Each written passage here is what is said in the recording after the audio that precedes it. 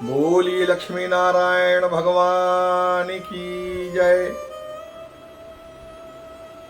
लक्ष्मीनाथ समारंभा नाथयामुन मध्यमाम् अस्मदाचार पर्यन्ताम्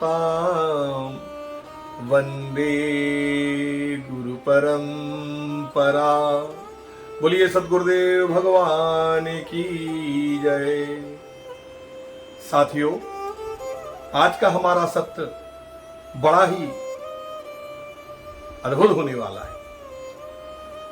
इसका कारण यह है कि श्रावण मास चल रहा है, शुक्ल पक्ष है और अभी नाग पंचमी आने वाली है।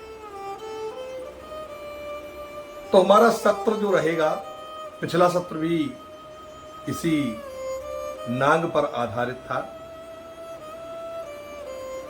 यह सत्र हमारा काल सर्प योग इस विषय पर आधारित है। बहुत लोग आते हैं, आचार्य जी हमारी कुंडली में काल सर्प योग है, लोगों ने बताया है, ज्योतिषियों ने, क्या करें, कहां जाएं, कोई काम करती है तो बनता नहीं है, आर्थिक स्थिति नहीं है, पैसा नहीं आ रहा है, जो काम करते हैं उसमें सफलता नहीं मिल रही है। तो उज्जैन जाएं, त्र्यंबकेश्वर जाएं, क्या करें। तब लगा मुझको कि इन्हें कोई ऐसा उपाय बताया जाए जिससे तत्काल लाभ हो और अभी जो भारी भरकम खर्च वहां जाने का है, इससे इनको मुक्ति मिले। तो बड़ा शोध करके मैं आज आपके सामने यहां उपस्थित हुआ हूं। सबसे पहले तो हम ये जाने कि आखिर काल सर्प योग है क्या। वास्तव में जो हमारा जन्मांक होता है, जन्म कुंडली होती है, उसमें जो लग्न चक्र है उसको हम अवलोकन करें तो हम देखेंगे कि कुंडली में राहु और केतु बिल्कुल आमने सामने होती है। तब इन आमने सामने राहु केतु के बीच में अगर अन्य सारे ग्रह फंस जाते हैं तो इस स्थिति को काल सर्प योग कहा गया है। अब ये काल सर्प योग 12 प्रकार का होता है, क्योंकि लग्न बदलती है तो राहु केतु की स्थिति भी बदलती जाती है। तो राहु जब प्रथम भाव में होता है तो क्रमशः अनंत काल सर्प योग, दूसरे भाव में कुलिक काल सर्प योग, तीसरे भाव में वासुकी काल सर्प योग, चौथे भाव में शंखपाल काल सर्प योग, पांचवें भाव में पद्म काल सर्प योग, छठवें भाव में महापद्म काल सर्प योग, सप्तम भाव में करकोटक काल सर्प योग, अष्टम भाव में तक्षक काल सर्प योग, नवम भाव में शंखचूड़ काल सर्प योग, दशम भाव में घातक काल सर्प योग, एकादश भाव में विषधर काल सर्प योग, और जब राहु द्वादश भाव में आता है तब शेषनाग काल सर्प योग बनता है हमारी कुंडली में। इस तरह 12 प्रकार के काल सर्प योग हमारी कुंडली में बनते हैं। अब इनका निवारण क्या है? तो जैसा कि हमने सुना है कि लोहे को लोहा ही काटता है, उसी प्रकार नाग के विष को नाग का विष ही काटता है। अब हम क्या करें? तो पहले तो एक बहुत छोटा सा उपाय मैं आपको बता रहा हूं। आपने पलाश के फूल देखे होंगे, जिनको हमारे यहां बुंदेलखंड में छिवला के फूल कहते हैं, कहीं छिवला भी बोलते हैं, शास्त्र में इनको किंसुक के फूल भी कहा है। तो गांव में जो हमारे भोले लोग होते हैं वो लपट वगैरह उतारने के लिए इनका संग्रह करके रखते हैं। तो अगर आपके पास में किंसुक के फूल या छिउला के फूल हों तो एक तो ये हो गया। दूसरा आपको लेना है शुद्ध गंगाजल, गंगाजल लेकर के, और तीसरा आपको लेना है मां गौ का गौमूत्र। ये 3 चीजें आपके पास होनी चाहिए। अब आप उन पलाश के फूलों को गंगाजल और गौमूत्र इन दोनों में थोड़ा डुबा करके एक एक कटोरी में रख लें, और 20-25 फूल कम से कम उनको कटोरी में गौमूत्र में डुबा करके और एक बार गंगाजल जी में डुबा करके उनको हमको सुखा लेना है। और जब वो सूख जाए तो उनको पीस करके उनका पाउडर बना लेना है, और उसको एक डिब्बी में भर के अपने जो स्नानागार है जहां नहाते हैं उस स्नानागार में उस डिब्बी को रख लेना है। तब इस चूर्ण से जब हम बुधवार के दिन, ध्यान रखिएगा, बुधवार के दिन जब हम स्नान करें तो एक हथेली में, अपनी हथेली में थोड़ा सा वो पाउडर रख करके उसमें जरा सा 2 बूंद पानी डाल करके उसको ऐसे ऐसे चंदन के जैसे घिस करके, जब वो घिस जाए हमारी हथेली पर चंदन जैसा बन जाए तो उस चंदन को अपनी बाल्टी में मिला लेना है, बाल्टी के जल में, और उस जल से हमको इसी प्रकार क्रमशः 72 बुधवार स्नान करना है। आप 72 बुधवार स्नान करेंगे तो काल सर्प योग का प्रभाव कम हो जाएगा। ये बिल्कुल बहुत छांट करके मैं उपाय लेकर के आया हूं। इसके अलावा दूसरा काम क्या करना है? दूसरा काम आपका यह है कि एक नाग माता मनसा देवी है जो आस्तिक ऋषि की माता जी हैं, जरत्कारु ऋषि की पत्नी है,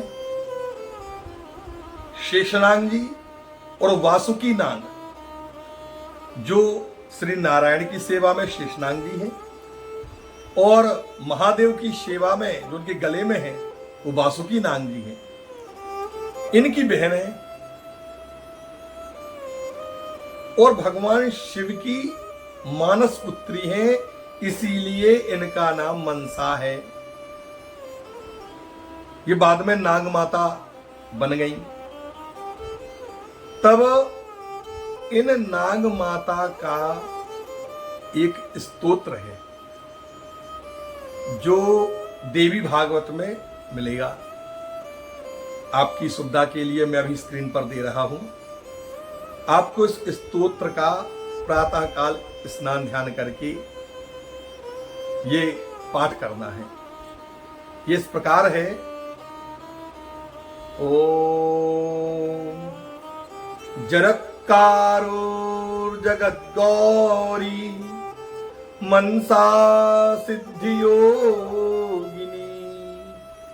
वैष्णवी नाग भगिनी शैवी नागेश्वरी तथा जरत्कारु प्रियास्तिक माता विषहरेति च महाज्ञानयुता चैव सा देवी विश्वपूजिता। 12 नामानि पूजा काले तु यः पठेत् तस्य नाग भयं नास्ति तस्य वंशोद्भवस्य च।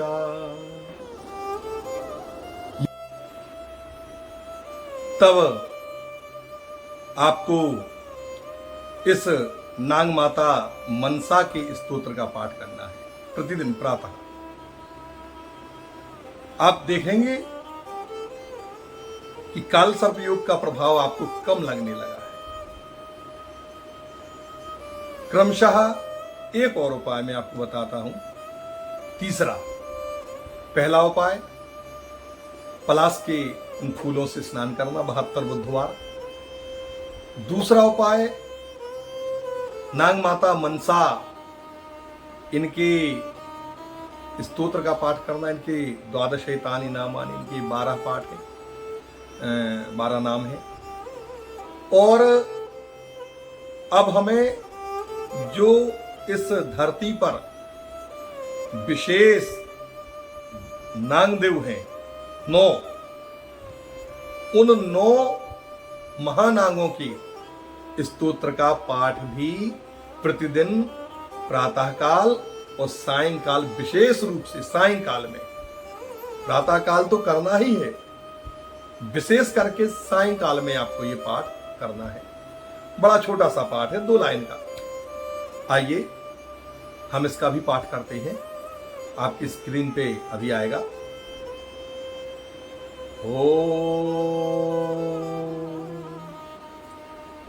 अनंतम वासुकिं शेषम पद्मनाभं च कम्बलम् शंखपालं धार्तराष्ट्रं तक्षकं कालियं तथा।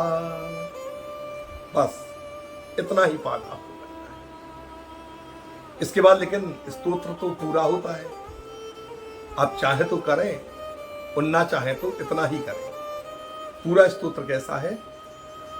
अनंतम वासुकिं शेषम पद्मनाभं च कम्बलम शंखपालम धार्तराष्ट्रम तक्षकम कालियं तथा। एतानि 9 नामानि नागानां च महात्मनां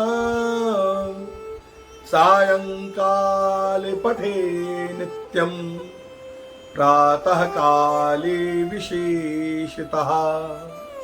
तस्मै विषभयं नास्तिर सर्वत्र विजयी भवेत। इसके महात्म्य में लिखा है नीचे, आप देखेंगे, एतानि 9 नामानि, ये जो 9 महात्माओं के, नाग महात्माओं के नाम है। नागा नाम चा महात्मा। तो सायंकाले पठे नित्यम, इनको सायंकाल पढ़ें। प्रातः काले विशेषता, विशेष रूप से सवेरे पढ़ें। मैंने पहले सायंकाल को विशेष रूप से भी कहा था, दोनों समय इसको विशेष रूप से पढ़ना है। और तस्मै विषभयं नास्तिर, तस्मै माने उसे सर्पों के विष का कोई भय नहीं रहता है। सर्वत्र विजयी भवेत, और जहां भी वो जाएगा सभी जगह उसकी विजय होगी। कहीं भी उसको सर्प भय नहीं रह सकता है। कितना सरल उपाय है।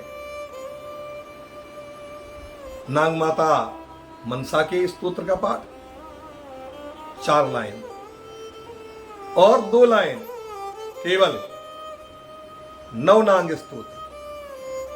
आप इनका पाठ करके देखिए महाराज जी। अगर आपको प्रभाव न जान पड़े तब आप कहिएगा। मन में ही मंत्र जपें। मंत्र मन में ही जपी जाती है। और जब हम मन से मंत्रों को जपते हैं तो मंत्र अपना प्रभाव दिखाते हैं। माई बाप, अब जपिए तो।